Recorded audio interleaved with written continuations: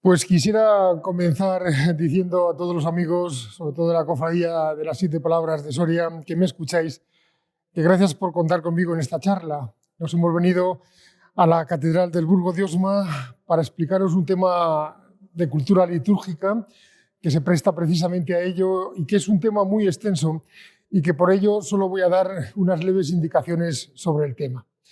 Comienzo diciendo que uno de los pilares sobre los que se debe asentar la vida de una cofradía es el culto, es decir, la celebración de los misterios de la vida de la Iglesia, que en definitiva se enmarcan en lo que principalmente llamamos liturgia. Muchas veces la devoción a una imagen, la devoción a un paso de Semana Santa, es la motivación principal por la que los cofrades o fieles de una parroquia o de un grupo eclesial deciden asociarse. Pero esta iniciativa, impulsada por el Espíritu Santo en la fe del pueblo de Dios, tiene su punto inicial en los sacramentos de la Iglesia, desde donde brotan principalmente todo lo que es el manantial de la gracia de Dios que nos ayudan a vivir a nosotros como auténticos cristianos. El capítulo 2 del Directorio sobre la piedad popular y la liturgia está dedicado precisamente a este tema, a la liturgia. Este importante documento de la Congregación para el Culto Divino y la Disciplina de los Sacramentos hace un análisis acertadísimo de lo que debe ser la piedad popular en la actualidad y propone a su vez interesantes y ajustadas vías de trabajo en este sector de la pastoral. Es conveniente que se tenga en cuenta porque ayuda a saber cuál es exactamente el lugar que le corresponde a cada uno en el culto público que realizamos en la Iglesia. La liturgia, el culto, los actos litúrgicos hacen presente a Cristo en medio de nosotros, que sigue obrando ahora y siempre nuestra redención. Por eso llamamos sagrada liturgia al culto oficial y público que se tributa a Dios. Para la Iglesia, posterior al Vaticano II, la liturgia es el ejercicio del sacerdocio de Cristo, es decir, la celebración del misterio de Cristo y en particular la celebración de su misterio pascual, su pasión, muerte y resurrección. Mediante su ejercicio se manifiesta y se realiza en ella la santificación de los hombres. No todos los actos religiosos o de piedad que el pueblo realiza tienen categoría de actos litúrgicos. Solo son actos litúrgicos aquellos que expresan la sacramentalidad de la Iglesia, tienen sus libros oficiales y sus ritos propios y están aprobados por la Santa Sede y tienen que ser presididos por ministros que han recibido el sacramento del orden. Podemos agruparlos en 3 categorías: los sacramentos, la liturgia de las horas y los sacramentales. No son actos litúrgicos, aunque tiendan a parecerse a ellos, las prácticas de piedad popular como el rezo del rosario, casi todas las procesiones, el Vía Crucis y demás prácticas de piedad popular que no forman parte de la liturgia de la Iglesia, lo cual no quiere decir que no sean acciones piadosas, dignas de favorecerse y dignas también de practicarse. La liturgia muchas veces emplea un lenguaje simbólico y se vale de muchas fórmulas litúrgicas, de lecturas, de salmos, letanías, cantos, y también se sirven de signos naturales como pueden ser el pan, el vino, el agua, la sal, el aceite, la ceniza, el fuego, y también de actitudes y gestos como son postraciones, genuflexiones, imposición de las manos, señal de la cruz, elevación de manos, que forman parte de la historia de los acontecimientos salvíficos y el ejercicio del sacerdocio de Cristo. Como decíamos antes, la liturgia es el culto oficial y público que se tributa a Dios. Se puede hablar de culto privado, que es el que practicamos cada uno, y el culto público, que es el que practicamos todos juntos en un templo como el que estamos, precisamente cuando nos reunimos para orar, para rezar, para celebrar la Eucaristía. La Iglesia Católica distingue claramente como 3 clases de culto: el que llamamos culto de latría, que se tributa exclusivamente a Dios; el de hiperdulía, que se dedica exclusivamente a la Virgen María, por ser quien es; y el culto de dulía, que es la veneración precisamente a los santos. También es necesario señalar que el culto está íntimamente relacionado con las imágenes que tenemos en muchas de nuestras iglesias. El Concilio II de Nicea, como indica como indica, defendió la veneración a las imágenes, pero siempre teniendo en cuenta que no se conviertan en algo que va en contra del mismo culto, dando mucha importancia a una imagen cuando la verdadera relación de la imagen es la que nos muestra precisamente la relación con Dios. A través de la imagen de un santo, de la Virgen María, debemos de llegar a captar también precisamente la presencia de nuestro Dios. Y también señalamos como aspecto fundamental de la piedad popular la veneración a las reliquias de los santos, importancia que se refleja en que en el altar de la iglesia donde celebra la comunidad siempre debe haber alguna reliquia auténtica de algún santo, como ocurre aquí, que tenemos las reliquias del Beato Palafox. Hay diversos grados de celebraciones dentro de la liturgia de la iglesia. Estas se dividen en celebraciones del Señor, de la Virgen, de los santos, y a su vez, cada uno de estos grupos, y dependiendo de su grado de importancia, se pueden dividir, diríamos que en unas 4 clases. Primero, las solemnidades, días considerados muy importantes por la Iglesia y que ya se celebran desde la tarde del día anterior. Las fiestas, que son días litúrgicos de menor rango, que se celebran dentro del día natural. Después tenemos las memorias obligatorias, son conmemoraciones de los santos y alguna de la Virgen, y las memorias libres, que son opcionales y que tienen la misma estructura de las anteriores. Señalar que hay celebraciones que son de precepto, en las cuales, como decimos comúnmente, es obligatorio oír misa entera, por la importancia que tienen esas celebraciones para nuestra vida cristiana y para nuestra fe. Vamos a pasar un poquito a decir cuáles son los elementos más importantes de la liturgia. Entre ellos, lógicamente, se encuentran las iglesias. El templo. El templo es el lugar de la reunión de los cristianos y el lugar por excelencia de la presencia del Señor en medio de nuestro lugar de residencia. Es un edificio sagrado destinado a dar el culto divino al que los fieles tienen derecho a entrar para la celebración, sobre todo de aquella liturgia pública. También son lugares sagrados los cementerios bendecidos para tal caso. Las iglesias tienen fundamentalmente 2 lugares bien definidos. La nave, donde nosotros nos encontramos ahora, o naves, si son iglesias más grandes, donde el pueblo participa en asamblea, y el presbiterio, donde yo me encuentro aquí, sitio donde se sitúan los ministros para la celebración.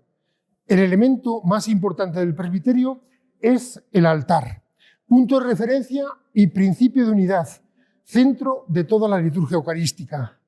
También en el presbiterio se sitúa el ambón, lugar destinado para la lectura y la celebración de la palabra de Dios. Y la sede, el lugar presidencial de las celebraciones que el sacerdote o el señor obispo hace en nombre de Cristo. La orientación de la Iglesia, generalmente, sobre todo las más antiguas, es un elemento que siempre ha sido, dentro de la tradición cristiana, mirando hacia Oriente, punto donde sale el sol.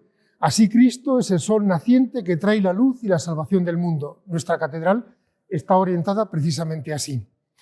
Podemos distinguir también varios tipos de iglesia.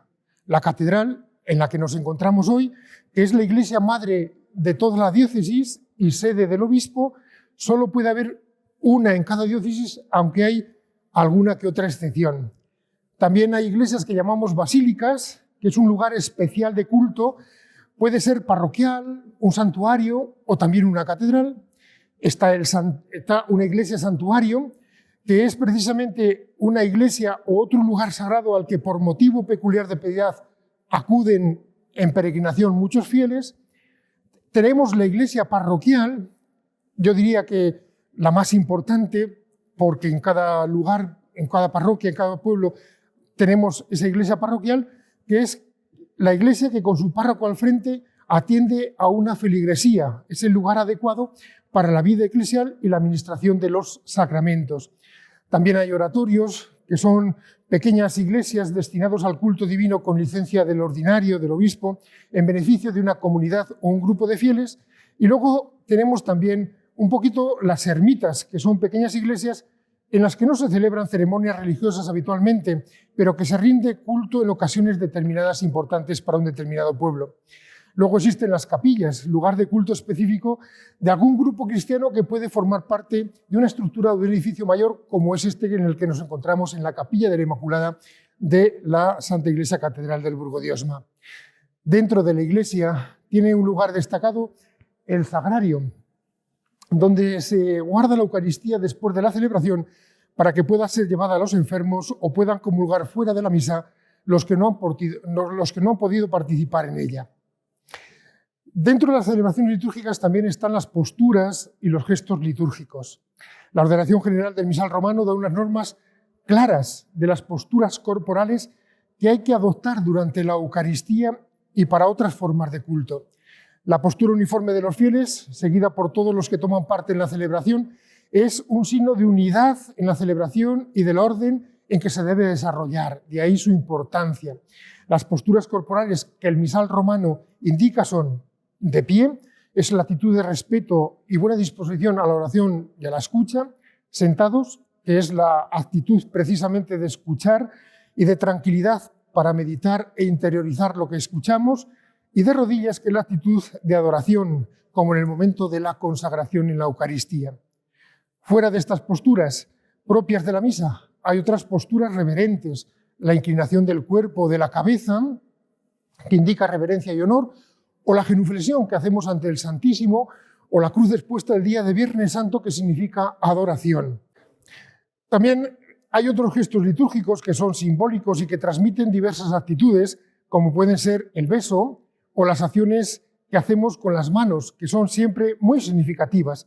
También puede entrar en estos gestos la incensación y bendición con agua bendita, que unidos a sus ritos expresan siempre reverencia y oración. Nos hemos trasladado a la sacristía de la catedral, donde vamos a observar ahora todos los demás objetos litúrgicos o elementos de la liturgia. Comenzamos por las vestiduras sagradas.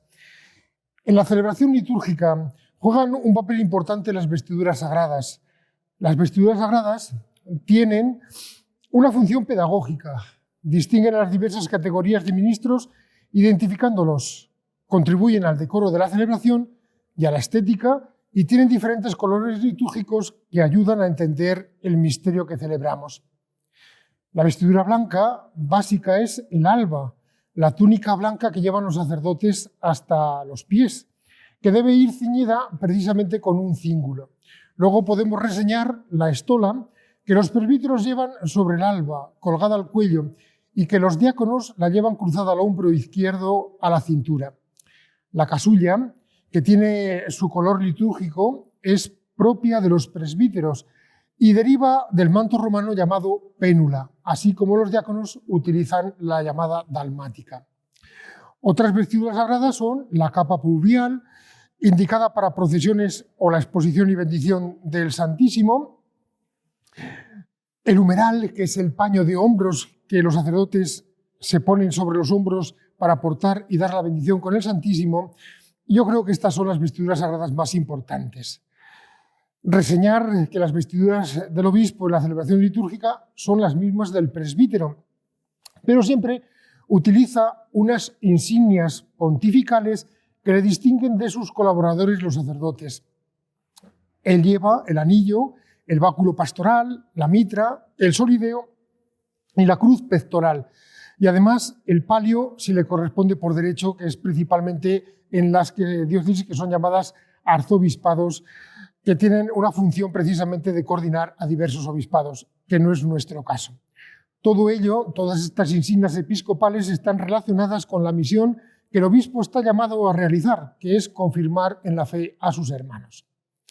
En lo referente a los colores litúrgicos que la Iglesia emplea, diremos que actualmente son el blanco, que es el color de la verdad, color para las festividades no de mártires; el rojo, que es el color del martirio, que se utiliza en todo lo relacionado con esta característica y con el Espíritu Santo; el verde, que es un color de esperanza y que también es un color de la vida ordinaria, se utiliza para el tiempo ordinario principalmente; el color morado, que es un color penitencial para los tiempos fuertes del Adviento y de la Cuaresma y de las misas de difuntos, ya que el negro actualmente se ha dejado de usar. También el rosa significa alegría, que se puede utilizar en 2 días, el tercer domingo de Adviento llamado Domingo Gaudete y el cuarto de Cuaresma llamado Domingo Letare, y por un especial privilegio de la Santa Sede, en España y en Hispanoamérica, puede utilizarse también el color azul en el día de la Inmaculada Concepción de la Virgen María y en alguna que otra fiesta mariana. En cuanto a los vasos sagrados, los más importantes son el cáliz, donde se pone el vino eucarístico mezclado con el agua, el copón, donde se coloca la reserva de la Eucaristía, y la patena, una pequeña bandejita sobre la cual se deposita la hostia consagrada. Y otros objetos litúrgicos que se pueden citar son el lavabo, donde el sacerdote purifica sus manos antes de comenzar la plegaria eucarística y la consagración, las vinajeras, y más esporádicamente se utiliza también la custodia, donde se expone el Santísimo, la písede, una cajita pequeña donde se lleva la Eucaristía a los enfermos, el acetre, que es el calderillo para llevar el agua bendita, y el hisopo, que es el instrumento con el cual se esparce esa agua bendita. También, como vasos, como otros elementos sagrados, tenemos el incensario y la naveta, precisamente en las celebraciones más importantes. Señalamos también los paños sagrados para la celebración, que son el corporal, el purificador y la toallita del lavabo. También se utiliza lo que llamamos la palia, que es una especie de prenda usada para cubrir el cáliz y que no caiga nada en su interior. Completan esta breve relación de objetos litúrgicos la lámpara del Santísimo, que hemos visto precisamente en la capilla de la Inmaculada anteriormente, los candelabros y la campanilla o el carrillón si tiene diversas campanillas. En cuanto a las velas y el cirio pascual, yo diría que el fuego y la luz son elementos siempre importantes dentro de la liturgia. En el Antiguo Testamento, el fuego se asocia con la presencia de la divinidad. Los primeros cristianos pronto lo asociaron a Cristo resucitado. Para la celebración de la Eucaristía son necesarias 2 o 4 o 6 velas. Un número impar de velas, concretamente 7, se ponen cuando oficia el señor obispo, el obispo diocesano. Y una vela importante es el cirio pascual, que se enciende en la vigilia pascual y que se utiliza en todo este tiempo pascual, símbolo de la resurrección del Señor, luz que alumbra nuestro camino cristiano y que se utiliza siempre en los bautismos y en los funerales, el comienzo y fin de nuestra vida en este mundo. El resto del año debe colocarse cerca de la pila bautismal con ese significado precisamente de la luz de Cristo. Y en cuanto a los libros litúrgicos, y con esto terminamos, sirven para las celebraciones litúrgicas y están expresamente escritos para este fin, con las debidas y oportunas autorizaciones. Enumeramos brevemente los más importantes. El misal romano, renovado recientemente, que forma parte de 2 libros, lo que llamamos el misal, con la cual celebramos la Eucaristía a los sacerdotes, y el leccionario. Este último está distribuido en otros 10 tomos, con las lecturas propias para cada una de las celebraciones que tenemos a lo largo del año. Existe igualmente el libro denominado Evangeliario, que contiene el Evangelio de las fiestas más solemnes del año litúrgico. También tenemos el libro de la liturgia de las horas, distribuido actualmente en 4 tomos, dependiendo de los tiempos litúrgicos, que contienen la oración de alabanza de la Iglesia a lo largo de las diversas horas canónicas a lo largo de todo el día. También existe el llamado Pontifical Romano, que son varios libros que llamamos rituales, con las celebraciones propias del obispo, las ordenaciones, bendición de óleos, el ritual de la confirmación, la institución de ministerios laicales, etc. Pero existen también otros rituales de los sacramentos y de los sacramentales utilizados por el obispo o por el sacerdote o por el diácono, incluso lo pueden utilizar algún seglar si ello es necesario y con los debidos permisos. También hay otros libros del que destacamos, por ejemplo, el libro de la oración de los fieles, con numerosos formularios para orar a Dios precisamente por las necesidades de los fieles. Y con esto pues doy por finalizada esta charla. Como digo, con el tiempo podemos ampliarla, podemos ampliar cada uno de estos apartados que hemos ido viendo. Pues gracias por vuestra escucha y atención.